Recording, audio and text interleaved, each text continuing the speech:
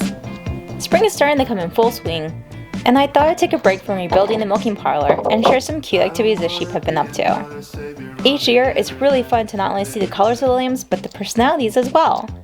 I don't know about you, but for me, it can be so hard to decide who to retain and keep for the breeding flock. So starting off, we had a bit of a windstorm that did a bit of a number on the milking parlor and sheep shed. Luckily, we didn't lose anyone that night, but sadly a lamb did pass later on. I was worried so much with lambing season. It brings so much joy, but also more stress, worry, and restless nights. Add to that the sudden and severe windstorms or predators. There's a lot we can do to mitigate risks and losses, but sometimes nature decides otherwise. It can't be helped, but we can learn and grow from it. The sheep are troopers though. Also, I've been wanting to improve the sheep shed and move it to a better location. Mother Nature seemed to agree and get the process started. Now onto the lambs. First up on the calendar is Lammy.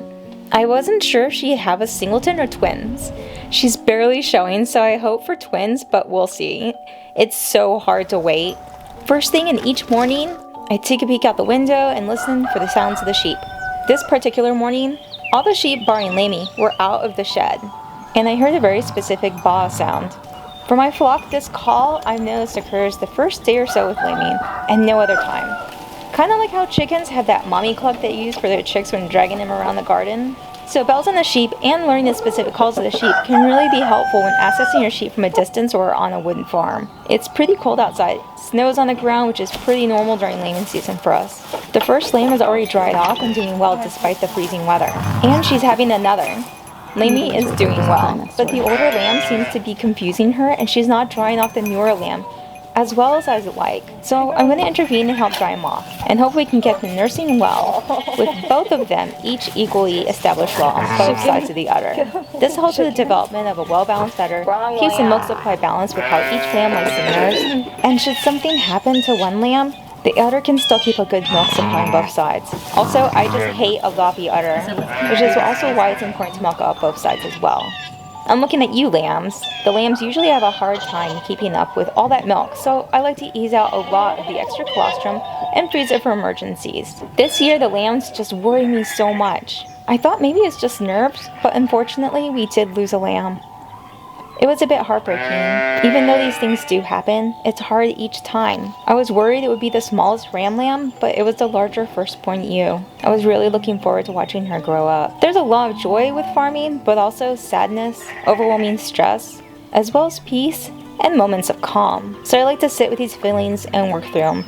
Life ebbs and flows. These moments remind me of the fleeting nature of life, impermanence, and the importance to celebrate the small moments and the little sparks of joy through each season. I felt terrible for Lammy's boy. No one's interested in playing much, and his best mate passed on. So I'm hoping for some more lambs to hit the ground soon. Luckily, not too much later, Fish lambed. I thought she was sleeping with Lammy's lamb at first, like the day before, as they do like to babysit each other's lambs sometimes. And I just thought she was in mommy mode, but to my surprise, it's a girl. Some family members joked how the lamb just re-uploaded with a better mom.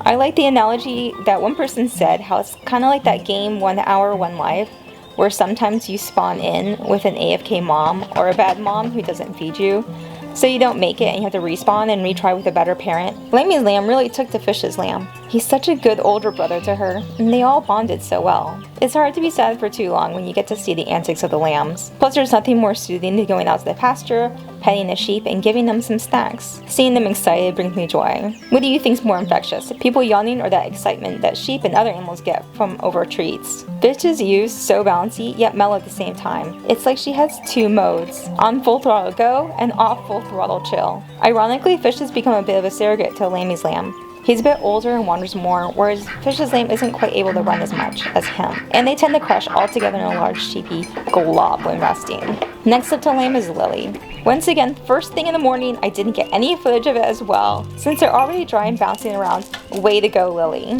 I expect nothing less of her. She's a good mom and a seasoned pro at this point. I'm having a very binary lambing year. Black, white, but they are ewe heavy, so it's a blessing nonetheless. I was hoping for some brown, just a touch, but having healthy sound lambs are top notch. One thing I noticed about these guys is how duck focused they are.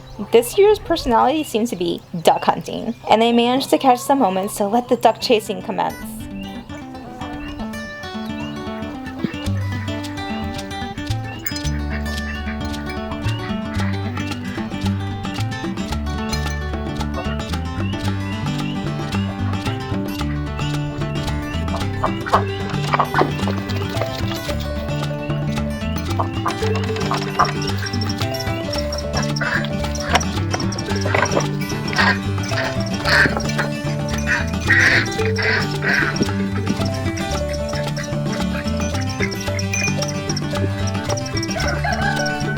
So, if you made it this far, thank you so much. I hope you enjoyed your spring and managed to get some quality land time in. Don't forget to like, subscribe, and let me know how your farm's doing. Any big projects you're hoping to start or finish? Till next time, stay soft.